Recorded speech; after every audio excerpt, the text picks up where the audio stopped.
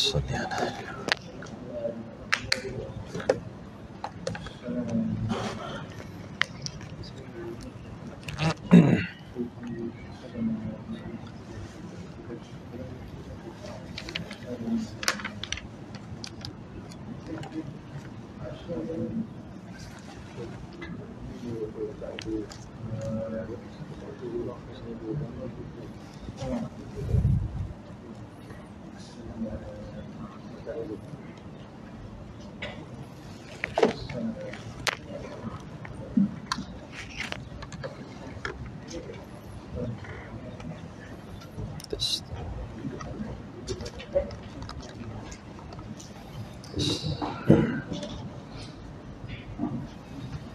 Bismillahirrahmanirrahim.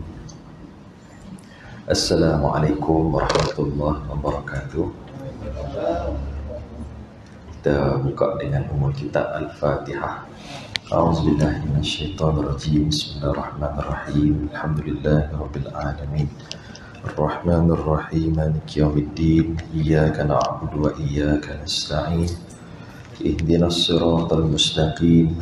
Siratal ladzina an'amta 'alaihim ghairil maghdubi 'alaihim waladdallin. Amin. Alhamdulillahirabbil alamin wassalatu wassalamu ala asyrafil anbiya'i wal mursalin sayyidina maulana Muhammad wa ala alihi wa ashabihi ajma'in. Subhanaka la ilma lana illa ma 'allamtana innaka antal alimul hakim. Rabbi shrah li sadri wa yassir li amri wahlul 'uqdatam min lisani yafqahu qawli. Rabbi zidna ilma warzuqna fahma. Ashhadu an la ilaha illallah wa ashhadu anna Muhammadan 'abduhu wa rasuluh. Allahumma salli ala sayyidina Muhammad. Allahumma salli ala sayyidina Muhammad. Allahumma salli ala sayyidina Muhammad. Ilahana anta maqsudana wa ridhaka matlubana. Amin. Amma ba'd. Pengerusi dan seluruh jawatan kuasa Surau Putra Al-Amin, Tuan Imam, Tok Bilal, sahabat saya Ustaz Amirul, tuan-tuan yang dikasihi Allah Subhanahu Wa Taala sekalian, apa khabar semua? Alhamdulillah. Kita ambil ruang waktu yang ada ni untuk kita mengisi sedikit sementara kita menunaikan solat Jumaat. Berbaki lagi juga kita hari ni dah ialah semalam nisfu Sya'ban. Kita lebih kurang dalam 15 hari lagi bertemu dengan bulan Ramadan Al-Mubarak, yang mana saya yakin tuan-tuan pun bersama dengan saya, kita sangat merindui saat yang istimewa bulan Ramadan ni, iaitu kita boleh solat normal lah, rapat-rapat boleh. Saya tak boleh bayang tuan-tuan, tarawih malam pertama nanti macam mana kita punya perasaan. Yalah, berselawat ramai-ramai kan. Solat pun dah belaga bahu kawan sebelah. Itu semua suasana yang lama dah kita rindukan. Alhamdulillah, Allah kurniakan semula pada bulan Ramadan yang berbaki lagi 15 hari ni, insya-Allah. Tuan-tuan dirahmati Allah Subhanahu Wa Taala sekalian,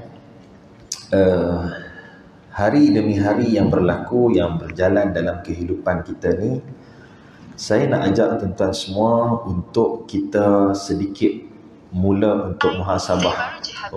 Saya di universiti. Tak saya. Mereka suruh buat live kat IG. Saya buatlah tuan-tuan, awak suruh.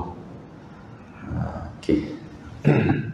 Kita nak tengok sikit kehidupan kita ni. Jom kita tanya diri masing-masing. Kalau saya dah 30-an, tuan-tuan di depan saya ni dah umur berapa? Kita cek hari-hari yang berlaku dalam hidup kita ni. Yalah, Ramadan dah nak masuk ni. Ramadan kali ke berapa dah dalam hidup kita? Soal yang saya nak sebut, nak mula ni tuan-tuan, kita nak tengok kita ni semakin bertambah tahun ni, macam mana keadaan amalan kita. Okeylah, kita reverse sikit. 5 tahun sebelum ni, macam mana kita dengan Allah Subhanahu Wa Taala? Macam mana kita dengan Al-Quran? Kita reverse sikit 10 tahun lepas. Katalah tahun ni dah 60 dah haji. 10 tahun lepas 50 ha? Kalau 50 tahun lepas pun tak berapa nak baca Quran sangat, jadi amalan, masuk tahun ni pun macam tu lah juga keadaan kita. Bahaya. Saya ingat saya pernah sebut di meja ni juga, Jumaat juga, antara tanda orang tu nak dipilih masuk syurga Allah adalah dia ni semakin bertambah tahun dia, umur dia, semakin bertambah amalan dia kepada Allah Subhanahu Wa Taala. Antara sebaliknya, tanda orang ni Allah nak letak dia dalam neraka Allah. Bukanlah macam tu bahasa dia, tapi directnya nak sebut, kalau hang ni macam tu, hang ni sedang berada sebagai ciri ahli neraka Allah, wal'iyazubillah. Apa dia? Semakin bertambah umur, semakin banyak pula maksiat dosa yang dia lakukan pada Allah. Ataupun maintain macam tu lah daripada muda dia sampai ketua dia, maksiat yang dia lakukan pada Allah Subhanahu Taala. Saya yakin tuan-tuan, tak payah kata orang lain lah, saya bercakap ni lagi lah Allah tanya dulu. Kita ni kadang-kadang dua-dua balance. Semayang sunat pun buat, benda Allah tak apa suka pun buat juga. Ramadan nak masuk ni, tarawih Masya Allah 20 rakaat setiap malam. Tengok sebelah mata je member 8 rakaat kan. Pasal kita banyak lagi. Tapi siang hari Ramadan macam tu lah kita. Mengumpat tak tinggal. Iri hati ke orang tak tinggal. Sangka buruk tak tinggal lagi. Dosa-dosa fitnah buat lagi. Kita ni balun semua, kata orang Kedah. Buat semua. So tuan-tuan, saya nak ambil masa sikit. Kita nak tengok Syekh Fatih akan cuba bagi beberapa panduan balik untuk kalau dalam bahasa kenderaan ni alignment balik. Kita set up balik macam mana pergerakan kehidupan kita. Tuan-tuan, kalaulah kita boleh doa sambil-sambil dalam majlis yang berkat ni, ya Allah, kalaulah kata aku ni mati tahun ni, tertulis dah ya Allah, katalah ajal aku ni tahun ni. Sahabat saya 4 hari lepas meninggal, tinggalkan 7 orang anak tuan-tuan. Yang kecil tu duk nyusu lagi. Dia ada jantung, dia ada kecil manis, macam-macam lah tuan-tuan. Kawan sepejabat saya tu, saya pernah sebut ke rasanya kat sini, COVID, meninggal. Waktu meninggal tu, isteri dia masih syarat mengandung anak yang ketiga. Masya Allah. Okey, katalah Allah nak tentukan ajal kita tahun ni, kita nak doa sungguh-sungguh hari Jumaat pula ni, kena pula pertengahan Syahban ni, dan dalam majlis ilmu pula macam ni semua tempat-tempat mustajab doa ni. Sebab tu sambil-sambil dengar kuliah ni, doalah dalam hati masing-masing kan? Kita minta, ya Allah, kalaulah aku mati tahun ni, matilah dalam bulan Ramadan. Tangguh sat je lagi, 15 hari lagi nak masuk Ramadan ni. Lepas tu kalau kata mati, matilah dalam Ramadan, ya Allah. Punyalah kita nak keberkatan di bulan Ramadan Al-Mubarak. Dalam menuju saat kematian kita, pertama sekali, bayar semua ibu-ibu yang menonton live kita ni, tuan-tuan, adik-adik yang kat belakang sana, semua yang sedang mendengar, pertama sekali kita nak kena clear balik apa tujuan kehidupan kita. Hak ni kita kena clear balik apa tujuan kehidupan kita. Kita duk faham selalu dah apa nama tu, wattini wazzaitun wa turi sinin wa hadzal baladil amin laqad khalaqnal insana fi ahsani taqwim. Tuan-tuan boleh sambung. Semua kejadian binatang, gunung ganang, langit, bukit bukau, semua hebat ni, lautan ni semua hebat-hebat ni. Langit tak ada tiang, gunung yang gagah perkasa, kuda yang tak pernah letih kaki dia, semua hebat-hebat ni. Tapi kita serba kekurangan ni Allah iktiraf sebagai ahsani taqwim, sebaik-baik kejadian. Apa pula tujuan kita dijadikan? Kita nak kena clear balik, tak lain tak bukan illa liya'budun.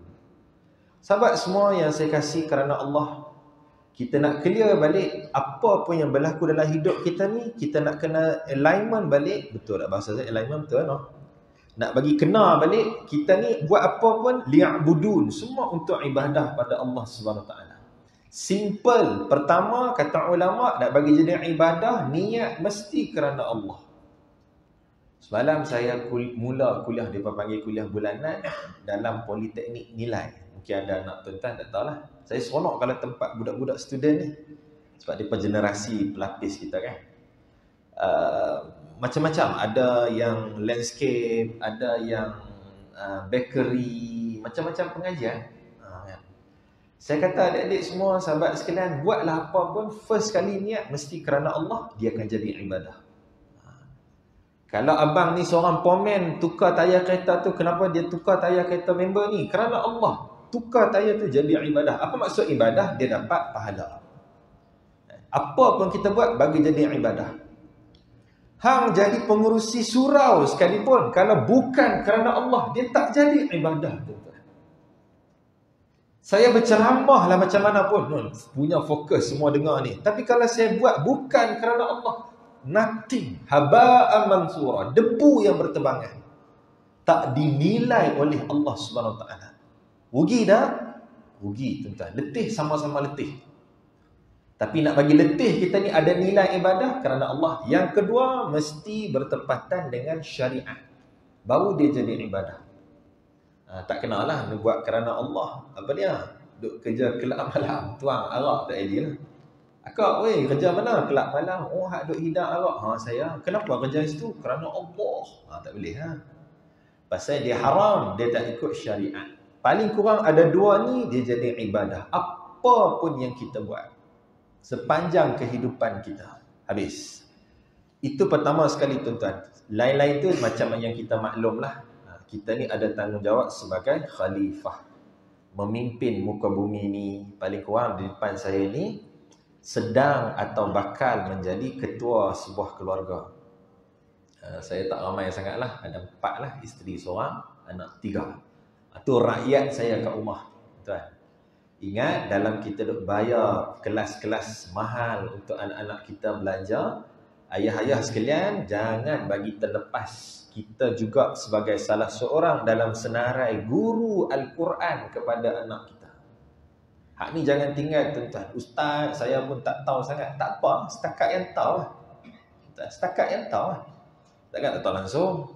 Kena ada. Sebab ada satu riwayat yang menyatakan sampai di padang mahsyar, kaum keluarga ni akan mula claim kepada kita ayah-ayah.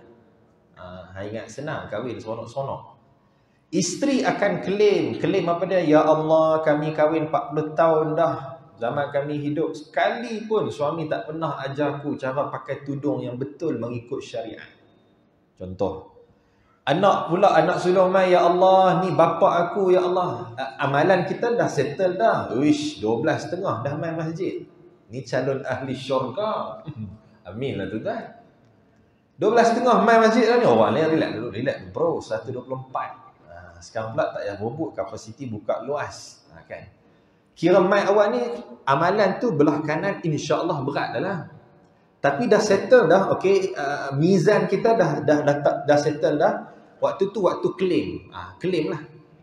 Orang mengumpat akan claim, ya Allah, dia ni dulu mengata kat aku walaupun 12.30 dia main surau Jumaat, tapi dia ni mengumpat kat aku tak tinggal. Allah tarik pahala kita boh dekat pahala dia. Kuranglah sikit. Lepas tu masuk yang saya sebut tadi, isteri claim kat kita juga. Anak pun claim kat kita juga. Sebab tu tuan-tuan, hati-hati dalam kita melunaskan maksud ibadah yang pertama ni, selesaikan juga tanggungjawab menjadikan kaum keluarga kita ni juga turut beribadah kepada Allah Subhanahu Wa Taala. Boleh clear kat situ tuan? Tanya siapa cikgu dalam ni. Kalau anak pelajar dia bermasalah, mesti mulanya masalah family dia. Setuju tak? Kalau nampak teruk sangat budak ni, cuba tanya elok-elok, mak kerja apa, ayah kat mana, berapa lama masa dengan mak ayah di rumah. Mesti masalah family tu akan mencetuskan kepribadian dan jati diri anak tersebut. Sebab tu mula sekali tuan-tuan, kita clear balik, setting balik, hidup kita ni mesti ibadah pada Allah. Dia mati kita ni dalam keadaan sedang beribadah kepada Allah Subhanahu Wa Taala. 2, macam mana kita nak hidup dengan Islam ni?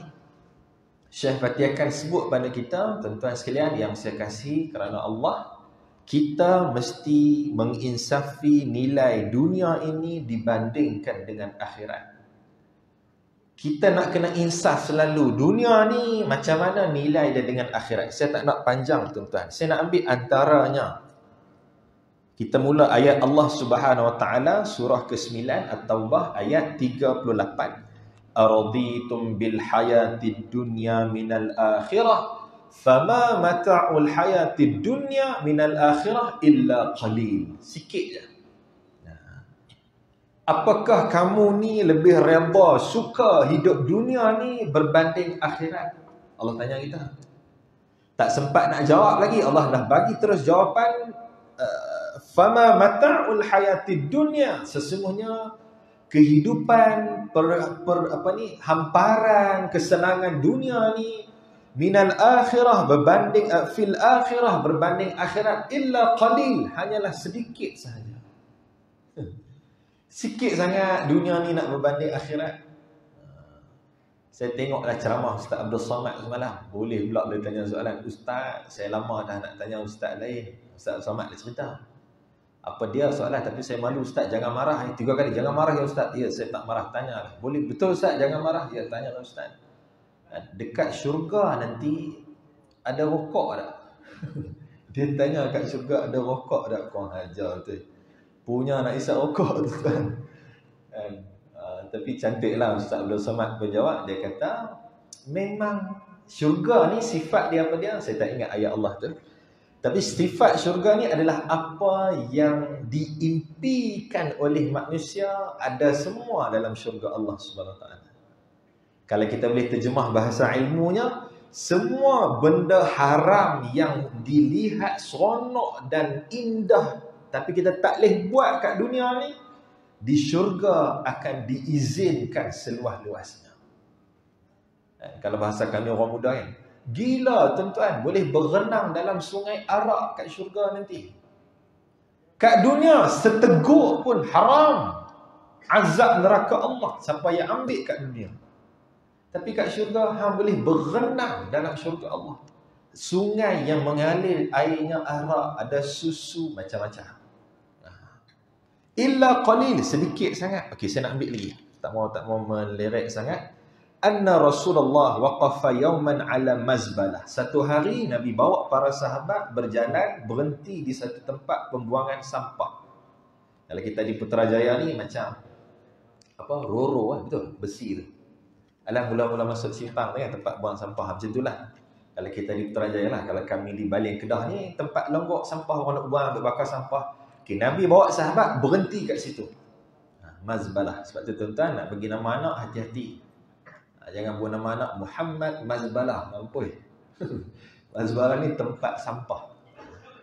Wa nada ashabatu qaila. Nabi tengok sahabat, Nabi kata, Nabi sebut satu perkataan, Nabi sebut ayat ni. Hulummu ila dunia. Hei sahabat, jom kejar dunia. Ni cara dakwah tuan-tuan, Nabi reverse balik. Biasa seorang Nabi akan berkata, hulummu ilal akhirah, jom kejar akhirat. Tapi Nabi tukar, Nabi kata, jom kejar dunia. Ini kalau kita ceramah, tujuannya orang pegang phone tu, dia letak phone sekejap. Apa Nabi ajak pergi ikut dunia? Macam tu. Nak tarik perhatian. Thumma akhadha khirqatan qad baliyat wa izaman qad nakhirat wa qala hadhihi hiya dunya. Kemudian Nabi bila sahabat semua dah tengok Nabi, bila Nabi kata jom pulun dunia, jom kejar dunia hak kita nak ni. Bila semua sahabat dah tengok, Nabi ambil satu kain buruk. Sambil Nabi mengoyakkan kain buruk yang telah rebut tadi, Nabi menyatakan hadhihi dunya. Hak ni lah dunia hak kita duk kejar sangat. Apa dia? Kain buruk yang telah rebut. Hak kita duk kejar sangat dunia pagi, petang, siang, malam ni. Hak semayang tengah sujud pun duk ingat lagi ada mesej, bos tak reply. Tengah sujud tu. Hak tengah duk rukuk lagi duk ingat, alamak ada 3 customer tak follow up. Tengah semayang tu. Punya teruk semayang kita. Bukan untuk tuan-tuan lah, saya dan semua. Bukan semestinya yang berceramah ni dia dah terbaik dah baru dia boleh ceramah. Dah untuk saya. Tengah doa kunut tu ingat lagi. Ingat apa dia? Macam-macam ikut tuan-tuan lah. Padahal semayang ni kira tak ada lah. Imam Hasan Al-Basri mengatakan solat ini seperti kita keluar daripada dunia masuk ke alam akhirat. Solat ni kata Aisyah radhiyallahu anha, ketika kami duduk sembangan Nabi, tiba-tiba azan, Nabi terus bangun. Kata orang muda macam kami ni, Nabi belah macam tu je. Macam Nabi tak kenal kami, macam kami tak kenal itu adalah Nabi. Nabi nak beritahu bila seruan azan, solat, segala kemanisan dunia ni tak ada dah. Hanya kita dengan Allah kita dan urusan akhirat. Tapi kalau kita dengan solat pun masih bercampur dunia ni, kita tengah ada masalah lagi dengan kualiti ibadah khusus kita, iaitu tentang solat tadi tuan-tuan. Pasal apa? Duk kejar sangat dunia. Nabi kata, dunia ni ibarat kain buruk yang telah reput, telah usang. Tu yang kita duk kejar. Okey, satu tuan-tuan, tengok hadis kedua. Wa ra'a Rasulullah yawman syatan maitatan qad ramaha ashabuha. Riwayat yang lain, satu hari Nabi melihat bangkai anak kambing yang dibuang oleh tuannya.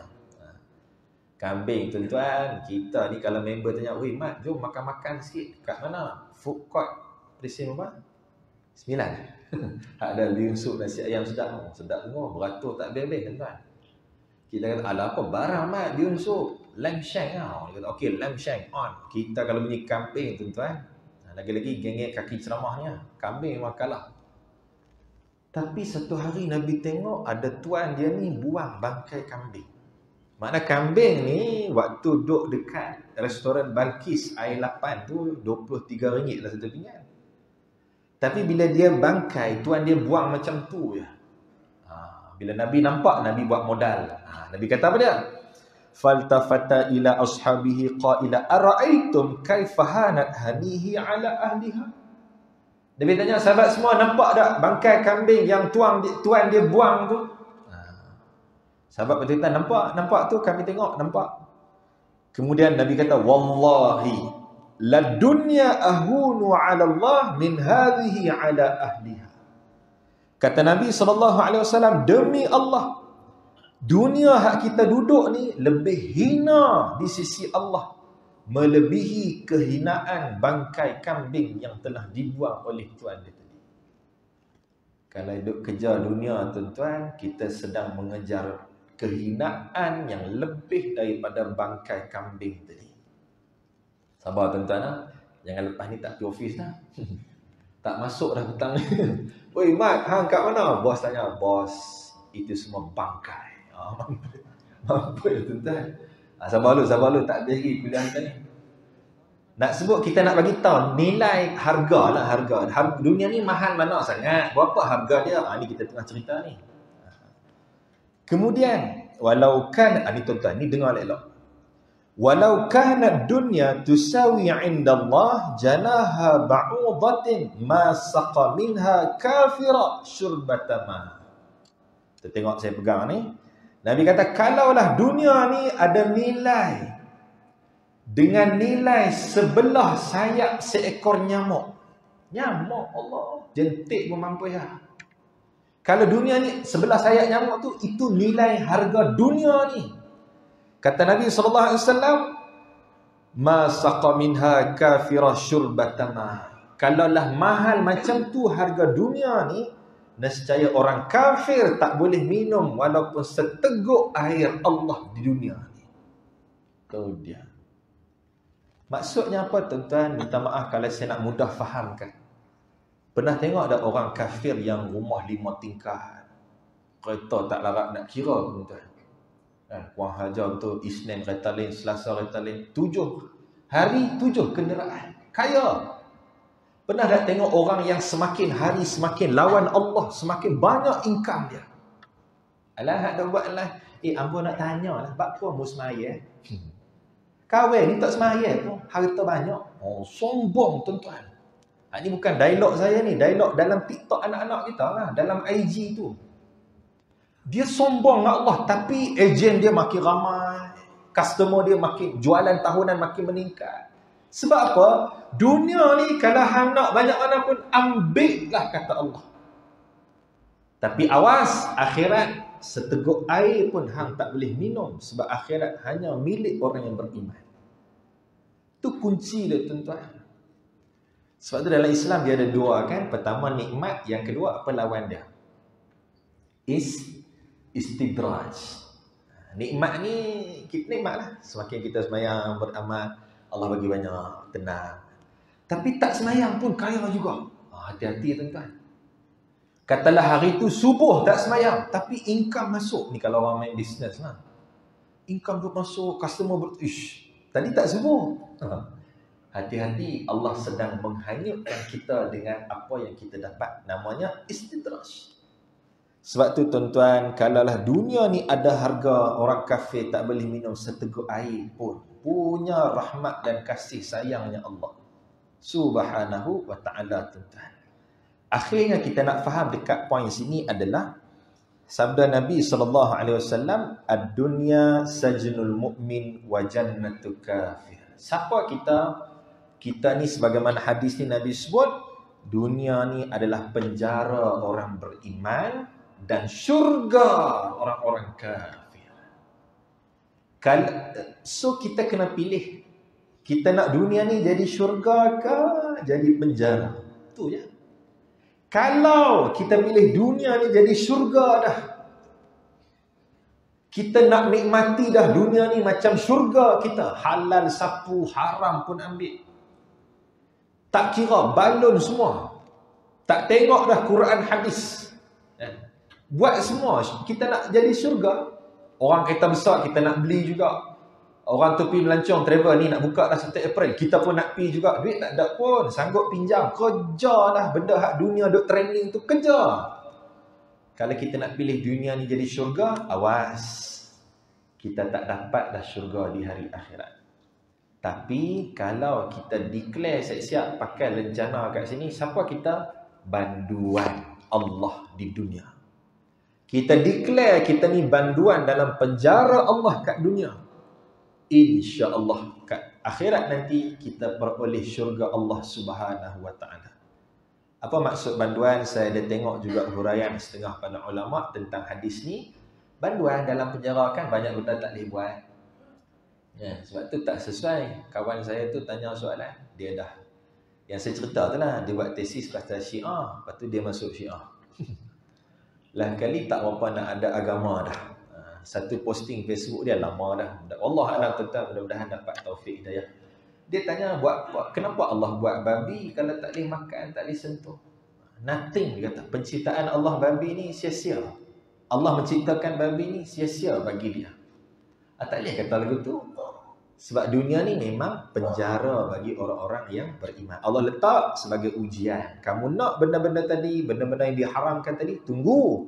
Bila kamu bebas daripada penjara dunia, iaitu ketika sampai kita di hari akhirat, insya-Allah. Waktu tu, kalau dikurniakan syurga Allah SWT, maka merdekalah dan bebaslah kita sebebas-bebasnya insya-Allah. Jadi tuan-tuan, 1:20 dah kita. Dua benda yang sempat kita sentuh tadi. Pertama, sahabat semua yang saya kasih, kita clear selalu apa tujuan sebenar hidup kita ni kat mana. Yang kedua, kita sentiasa melihat mana yang lebih mahal harga dia, iaitu akhirat berbanding dunia.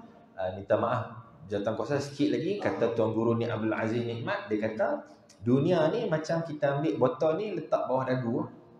Waktu tu saya duduk depan ni, saya terkata berapa dah, kat Kelantan tu, kuliah Jumaat dia. Dia kata, dia ambil botol tu, dia letak bawah dagu. Dunia ni tak lepas, kita pegang. Tapi duduk bawah dagu. Nampak tak tuan-tuan? Tak nampak sangat. Tapi akhirat kat depan. Bawa dunia ni, bawa. Tapi akhirat sentiasa di depan. Satu lagi ayat Allah SWT, wabtaghi fima atakallahu daral akhirah wala tansa nasibaka minad dunya. Kejar, rebutlah ganjaran Allah di hari akhirat, tapi jangan lupakan apa yang diberikan kepada kamu di dunia. Jadi kena masuk pejabat lepas ni tuan-tuan. Hak mana tak mau masuk pejabat tadi, kena masuk pejabat.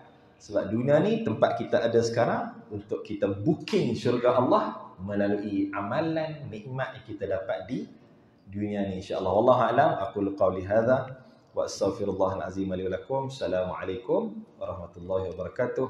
A'udzubillahi minasyaitonir rajim. Bismillahirrahmanirrahim.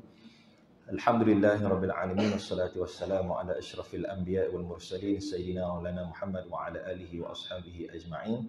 Allahumma faqqihna fid din wa 'allimna at-ta'wil, ihdinas siratal mustaqim, siratal ladzina an'amta 'alaihim minan nabiyyin was-siddiqin wasyuhada'i was-salihin wa hasuna ulaika rafiqa ya arhamar rahimin.